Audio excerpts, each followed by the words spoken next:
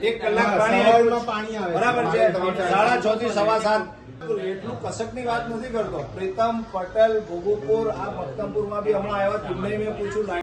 ભરૂચ શહેરના કસક વિસ્તારમાં રહેતા સ્થાનિક રહેવાસીઓએ વારંવાર વીજ પુરવઠો ખોરવાતો હોવા અંગે તંત્ર સામે ગંભીર આક્ષેપો કર્યા છે. આજરોજ સ્થાનિકોએ શહેરના મક્તમપુર વિસ્તારમાં આવેલ કચેરી પર હલ્લાબોલ મચાવ્યો હતો.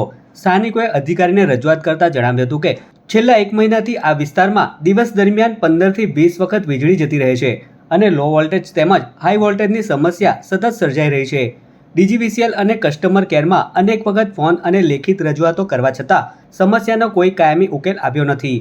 વીજ પુરવઠામાં અસ્થિરતા હોવાના કારણે ઘરોમાં ઇલેક્ટ્રોનિક ઉપકરણોને નુકસાન થવાની ભીતિ પણ વ્યક્ત કરવામાં આવી રહી છે. અરજદારોના કહેવા મુજબ વિસ્તારમાં ક્યારેક 200 વોલ્ટ તો ક્યારેક 280 વોલ્ટ સુધીનો અસ્થિર કરંટ મળતો હોવાથી ઘરગથ્થુ ઉપકરણો માટે જોખમ ઊભું થયું છે. સ્થાનિકોએ તંત્રને માંગ કરી છે કે વિસ્તારની સમસ્યાનું તાત્કાલિક નિરાકરણ લાવી નિયમિત અને સ્થિર વીજ પુરવઠો સુનિશ્ચિત કરવામાં આવે. છેલ્લા 1 વર્ષથી અમારા એરિયામાં અમે પ્રોબ્લેમ ફેસ કરી રહ્યા છે હાઈ વોલ્ટેજ લો વોલ્ટેજનો. હું જાતે ઇલેક્ટ્રિકલ એન્જિનિયર છું એટલે આ પ્રોબ્લેમમાં બહુ ડીપમાં જાણું છું.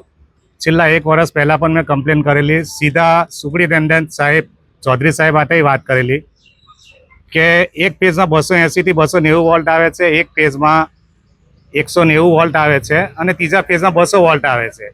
હવે લાસ્ટ યર એવું થયું હતું કે મારા ઘરમાં સબમર્સિબલ પંપના કેપેસિટરો ફાટીને આગ લાગવાના ચાન્સ હતા. ઘરવાળાએ સમય સૂચકતા વાપરીને એ ઘટનાને અટકાવી દીધી. મેં કમ્પ્લેન કરેલી છે.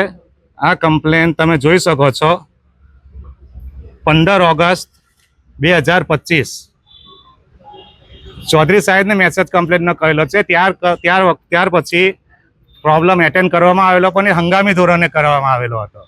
અત્યારે વિસ્તારમાં એવી સિચ્યુએશન થઈ છે, મેં મેલ પણ કરેલા છે અને એના માટે પ્રોબ્લેમ બતાવેલા છે કે ફીડરોની સિચ્યુએશન બહુ ખરાબ છે. લગ જે મારેલા છે હથોડીઓથી મારેલા છે, લૂઝ કનેક્શનો છે, ન્યુટ્રલો બળેલા છે. ટેમ્પરરી તે વખતે આવીને કામ કરી ગયા, ચાલુ છે. અત્યારે સિચ્યુએશન બહુ ખરાબ છે. અમે વારંવાર કમ્પ્લેન કરીએ છીએ, આવે છે, ડીઓ પડી જાય છે, બદલે છે. છેલ્લા 20 દિવસથી હેરાન થઈ ગયા છે. રોજ સવારે અને રાત્રે વોલ્ટેજ એટલા ફ્લક્ચ્યુએટ થાય છે કે લોકોના ઘરમાં પંખા ઉડી ગયા છે, ટ્યુબલાઇટો ઉડી ગઈ છે, ટીવી ઉડી ગઈ છે. તો આ હાઈ વોલ્ટેજ અને લો વોલ્ટેજના કારણે જે નુકસાન થઈ રહ્યું છે એની ભરપાઈ કોણ કરશે?